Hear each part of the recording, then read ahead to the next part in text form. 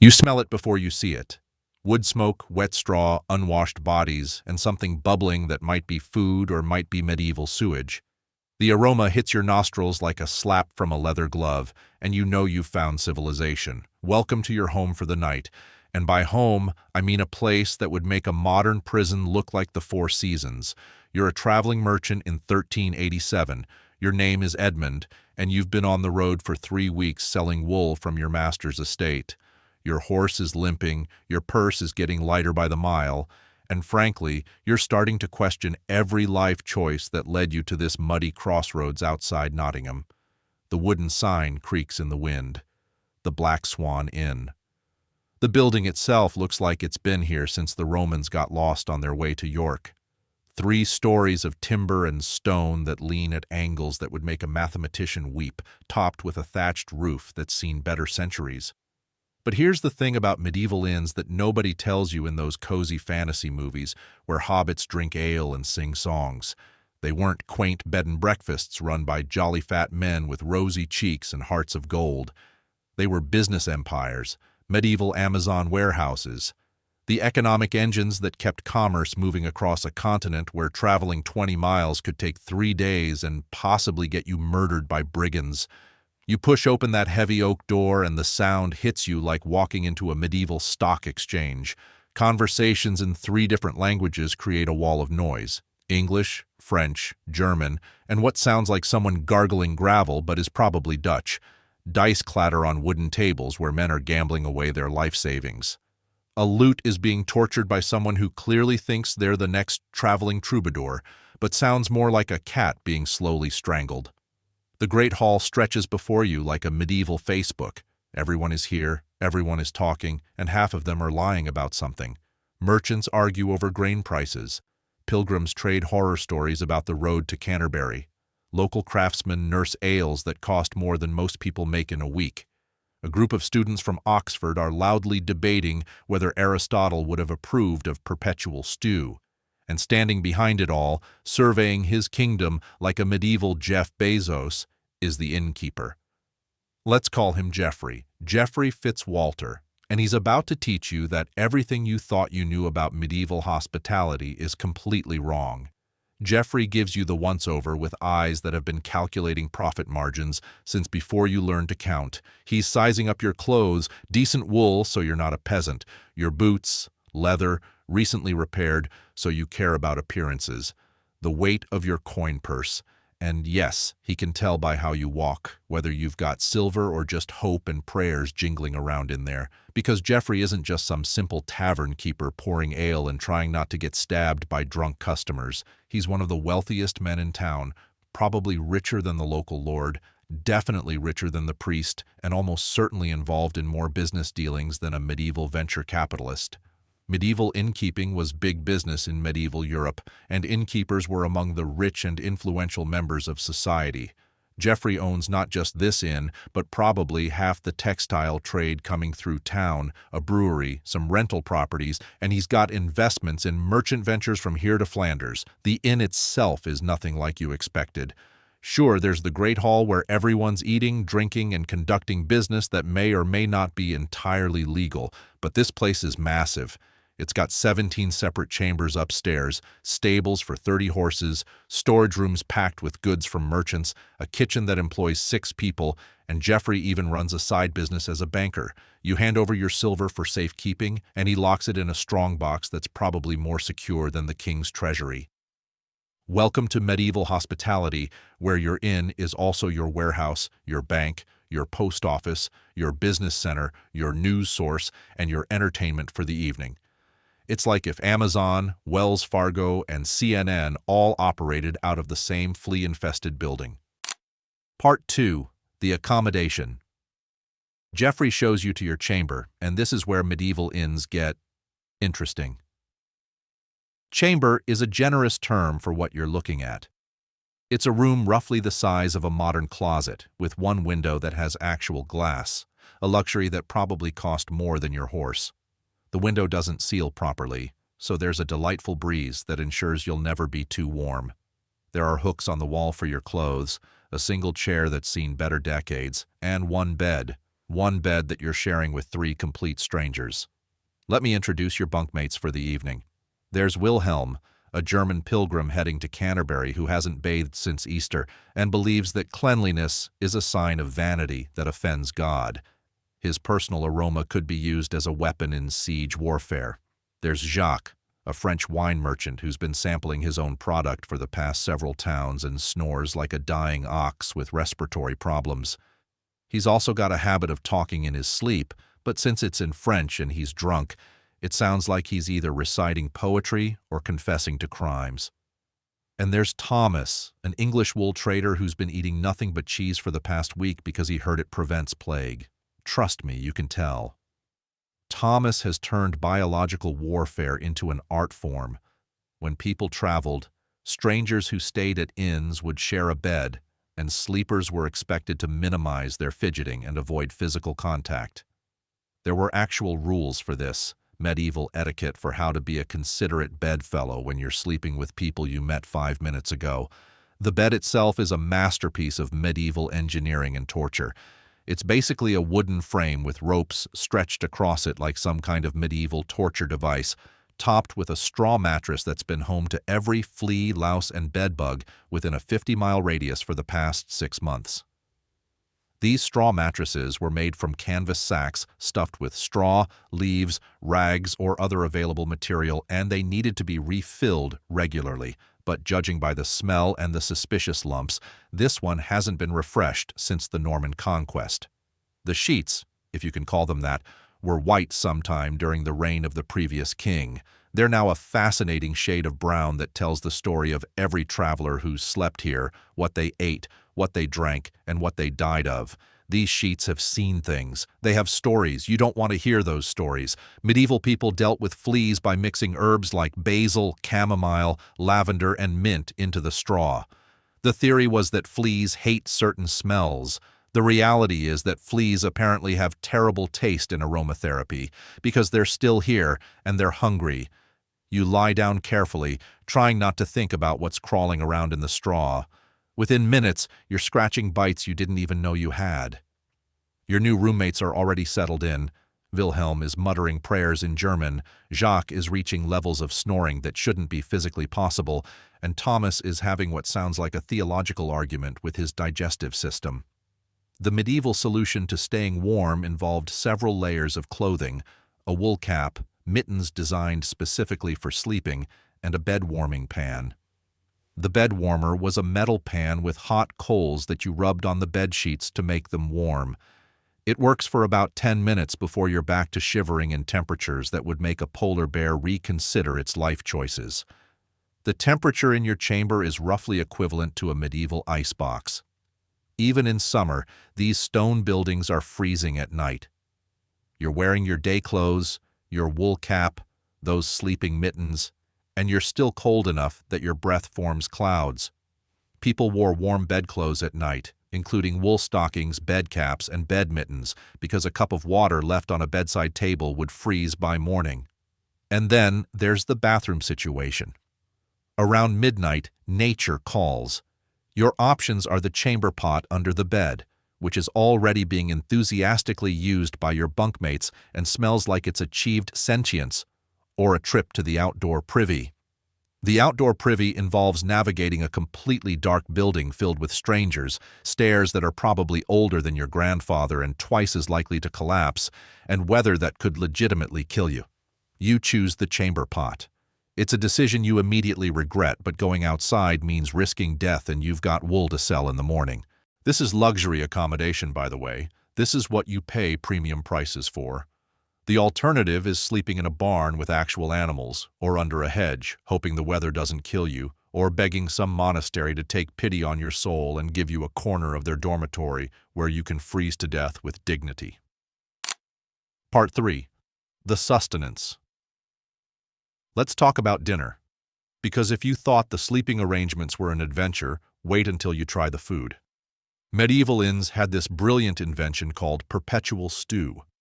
Picture a giant cauldron that never gets emptied, just constantly topped up with whatever ingredients are available, rotating and slowly evolving like some kind of culinary natural selection experiment. In medieval taverns, they kept a big pot of stew called a perpetual stew always on the fire, taking out some stew for bowls and adding more ingredients to replace what was taken. Today, it might be beef and onions. Tomorrow, when the beef runs out, it's chicken and turnips. Next week, it could be mystery meat and whatever vegetables are starting to rot in the storage room. Last month's ingredients are still somewhere in there, contributing to a flavor profile that's part archaeology, part chemistry experiment. The theory was genius: always have hot food ready for travelers. The reality was a bubbling cauldron of chaos that had been cooking continuously for months, maybe years. Some medieval historians have cast doubt on the historicity of perpetual stews, noting that keeping a pot boiling constantly wasn't feasible given that fires were typically lit only during the day and were banned at night in cities. But whether or not they were truly perpetual, the stews at medieval inns were definitely questionable. The stew du jour tonight is something called bocconade, a medieval beef stew with ginger, saffron, and egg yolks.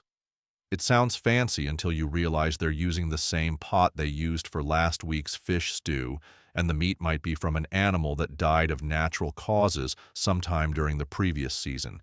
Jeffrey ladles it into a wooden bowl that's been used by approximately 300 previous customers and washed with water that wouldn't qualify as clean by medieval standards, which weren't high to begin with. The stew itself is a brown substance that moves in ways that suggest it might still be alive. It smells like wet dog with hints of despair and yesterday's bad decisions. You eat it anyway because you're hungry. You paid good money for this experience. And frankly, your standards have been dropping steadily since you left home 3 weeks ago. The bread that comes with your meal is hard enough to use as a weapon. Medieval people often used pieces of bread called sops to soak up liquids like wine, soup, or broth. Your bread could probably soak up a small lake. It's been sitting around so long it's achieved the consistency of stone, but it's food. And in the medieval world, food is food. The ale tastes like it was brewed in someone's boot by someone who had only heard rumors about what ale was supposed to taste like. But it's probably safer than the water, which came from a well that's downstream from everything you don't want to think about. You share your table with a rotating cast of characters. There's a miller who's convinced the world is ending because grain prices went up. A blacksmith who won't stop talking about his techniques for shoeing horses. A group of students who are having a heated debate about whether angels can dance on the head of a pin, and if so, how many, and whether it matters if they're wearing shoes. The entertainment for the evening is provided by a traveling minstrel who thinks he's the medieval equivalent of a rock star, but sounds more like he's torturing small animals for information. He's singing a song about courtly love that goes on for approximately 17 verses and seems to get more depressing with each stanza. But here's the thing, you keep eating. Because despite the questionable ingredients, the dubious cooking methods, and the fact that you're pretty sure something in that stew just moved independently of the stirring motion, you're hungry, it's hot, and it's filling. For most people in medieval times, almost all cooking was done in simple stew pots, since this was the most efficient use of firewood and didn't waste precious cooking juices. The meal comes with a side of local gossip that's worth more than the food itself. You learn that the bridge 2 towns over has been washed out by floods. Bandits are working the road to York, and they're apparently very professional about it. They even give receipts. The wool market in London is booming, but the tax collectors are getting more creative about finding things to tax. Someone's sheep have been acting strange, which is either a sign of disease or demonic possession, depending on who you ask. This is how news traveled in the medieval world. No newspapers, no internet, no CNN. Just travelers sitting around tables in flea-infested inns, sharing information over bowls of questionable stew. These inns were the medieval equivalent of social media, but with more dysentery and fewer cat videos. Part 4. The night after dinner, the real adventure begins.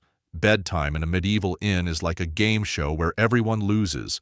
You make your way upstairs, navigating steps that creak ominously and appear to have been designed by someone who had only theoretical knowledge of how stairs were supposed to work. The hallway is lit by a few candles that provide just enough light to make the shadows look threatening. Back in your chamber, your roommates are preparing for sleep in their own unique ways. Wilhelm is conducting what appears to be a full religious service, complete with chanting that sounds like he's summoning something from the depths of hell. Jacques is attempting to undress while still unconscious, which is impressive but concerning. Thomas has discovered that the chamber pot has an echo, and he's testing its acoustic properties. You hang your clothes on the wall hooks, hoping they'll still be there in the morning and haven't been claimed by the local wildlife. Medieval people often slept in their day clothes for warmth, so you're keeping most of your outfit on anyway. The bed itself presents a logistical challenge. 4 people, 1 mattress that's roughly the size of a modern twin bed, and medieval rules about appropriate sleeping behavior. Beds were communal places, and entire families might sleep together, with non-family members on the outside and rules about minimizing fidgeting and avoiding physical contact. You arrange yourself carefully on your assigned portion of the bed, roughly the equivalent of a modern airplane seat, but horizontal and shared with people who make airplane passengers look like models of hygiene and courtesy. Wilhelm claims the spot nearest the wall and immediately begins snoring in Latin. Jacques sprawls across the middle like he owns the place, which technically he does for the night, since he paid the same fee you did. Thomas takes the outside edge and spends the first hour explaining to anyone who'll listen why cheese is the perfect travel food. The straw mattress underneath you is a wonderland of lumps, mysterious objects, and things that definitely shouldn't be moving but are. Fleas and lice were a common problem, and the medieval belief was that parasites were generated from filthy skin, with the best prevention being frequent washing. Unfortunately, frequent washing wasn't really an option when you were sharing a water basin with strangers who had their own relationship with personal hygiene. Every time you shift position, something new starts itching. The fleas are having a medieval feast, and you're the main course. You try the medieval remedy of lying very still and hoping they get bored, but fleas apparently have excellent attention spans. The temperature drops as the night falls, and you realize that your expensive chamber doesn't include heating. Medieval castles and buildings were cold, drafty, damp, loud, smoky, and often stinky, with people waking up to temperatures of 54 degrees even inside. Your breath forms clouds, and you start to understand why people died of perfectly preventable things in the medieval period. Around midnight, the real entertainment begins. Wilhelm starts having what sounds like a religious revelation, but in German, so it could also be a grocery list. Jacques begins a snoring symphony that includes movements you didn't know the human respiratory system was capable of producing. Thomas discovers that medieval digestion is a very active process, and he's sharing his discoveries with everyone in a 3-room radius. You need to use the chamber pot again. This involves a careful navigation of 3 sleeping bodies, none of whom seem to understand the concept of personal space even while unconscious. The chamber pot, meanwhile, has achieved a level of aromatic complexity that could be studied by future generations of scientists. This is when you start to question your life choices. You could have been a farmer, staying home, sleeping in your own bed that might also be flea-infested but at least contained only your own fleas. You could have become a monk, sleeping on a stone slab but at least knowing that your bunkmates had taken vows of silence. But here you are, paying good money to sleep with strangers in a flea circus, eating stew that may or may not contain actual food, and pretending this is normal because it's the best option available. Because that's the thing about medieval inns. They were horrible, and they were absolutely essential. Part Fee, the business. Here's what you realize as you lie there scratching flea bites and listening to Jacques achieve new levels of snoring excellence. This whole operation isn't about hospitality, it's about commerce. Inns played a vital role in the evolving and prospering economic, social, and political life of the nation. Jeffrey's Inn isn't just a place to sleep, it's the medieval equivalent of a business park, a shipping center, and a stock exchange, all rolled into one flea-infested package. Those 17 chambers aren't just for sleeping. They're for storing goods, conducting private meetings, hiding from creditors, and occasionally conducting business that might not be entirely legal, but is definitely profitable. The inn functions as a warehouse, a bank, a post office, and a medieval version of LinkedIn, but with more fleas and less reliable customer service. Geoffrey isn't just an innkeeper, he's running a diversified medieval corporation. Apart from regular innkeeping, many inns also functioned as centers for marketing diverse products like fish, beer, wine, and sometimes cloth. He's got investments in merchant ventures, he owns property, he probably has a side business in money lending, and he definitely knows everyone worth knowing within 100 miles. Provincial capitals around 1400 could boast of 10 to 20 inns, market towns had 2 to 5, and small towns had 1. This wasn't accidental, it was economic planning. Inns were placed strategically to capture trade routes, to serve as distribution centers, and to ensure that no merchant could travel more than a day without finding a place to conduct business. The inn is also functioning as a medieval news network. Information travels with merchants, and merchants travel through inns. You learn more about regional politics, trade conditions, and economic opportunities in one evening at Geoffrey's Inn than you would in a month at home. It's like having access to medieval Bloomberg, but with more dysentery. Winchester College spent more than £400 on the Angel Inn in Andover from 1366 to 1404, hoping to get yearly revenue of £10. That's roughly equivalent to spending $500,000 today to buy an inn that you hope will generate $50,000 a year in income. These weren't small investments. They were serious business ventures backed by institutions that expected serious returns, and they got them, because travelers had no choice but to use these establishments, and merchants needed these services to conduct business. The inn system was essentially a medieval monopoly on commercial hospitality and business services. You wake up at dawn, not because you're well-rested, but because Wilhelm is conducting his morning prayers loudly enough to wake the dead, and possibly some of the living in neighboring towns. Your back is killing you from the rope bed. You've got bites in places you didn't know could be bitten, and you're pretty sure you've caught something from Jacques that won't clear up for weeks. But you're alive, your goods are safe, your horse has been fed and watered, and you've got information about market conditions that could make your trading profitable. In the medieval world, that's basically a 5-star review. You make your way downstairs for breakfast, which is bread that could double as a building material, ale that tastes like it was filtered through dirty socks, and more of that perpetual stew that has somehow developed new and concerning flavors overnight. You eat it anyway because you need the energy for another day of medieval capitalism. As you're settling up with Geoffrey, calculating the cost of your night's accommodation against the value of the business intelligence you've gathered, you realize something profound about medieval economics. This whole experience, the shared beds, the fleas, the questionable stew, the frozen chamber pots, this was the good option. This was the luxury choice. This was staying at the Four Seasons of medieval hospitality. The alternative was sleeping in a barn with actual animals, or under a hedge hoping the weather didn't kill you, or begging some monastery to take pity on your soul and give you a corner where you could freeze to death with dignity. Medieval inns were like the first-class section of a nightmare airline. Sure, it was horrible, but it was the best horrible available.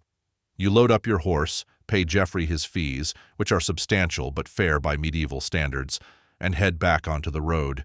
But you're already planning your next stop because despite everything, you'll be back. Maybe not to Geoffrey's Inn specifically, but to another one just like it, in another town, with another set of strangers to share biological functions with. This was how business traveled in the medieval world. This was how the economy actually functioned. These inns weren't just places to crash for the night. They were the circulatory system of medieval commerce, pumping goods, services, information, and occasionally diseases from one end of Europe to the other. And the really wild part, Geoffrey and innkeepers like him were getting rich off this system. Innkeepers were among the rich and influential members of the town, with inns generating substantial rent and being worth considerable investment. What seemed like organized chaos was actually a sophisticated business model that served multiple functions simultaneously. So the next time you're complaining about your hotel room being too small or the Wi-Fi being slow or your breakfast being cold, just remember, you could be lying in a rope bed covered in fleas, sharing breathing space with 3 strangers who haven't bathed since the Crusades, eating stew that's been cooking since the Norman Conquest, and paying premium prices for the privilege. Medieval inns. where every night was an adventure in survival, every morning was a miracle, and every meal was a gamble with your digestive system. They were proof that humans will do absolutely anything for a hot meal, a roof over their heads, and the chance to make money, even if that roof happens to be crawling with things that should not be crawling on roofs, and that meal might actually be crawling too. Welcome to medieval hospitality. Population. Everyone who was brave enough to travel, desperate enough to trade, or optimistic enough to think that sleeping with strangers in a flea-infested straw bed was a reasonable way to spend their hard-earned silver. You loved it. You hated it. You couldn't wait to leave. And you absolutely couldn't wait to come back.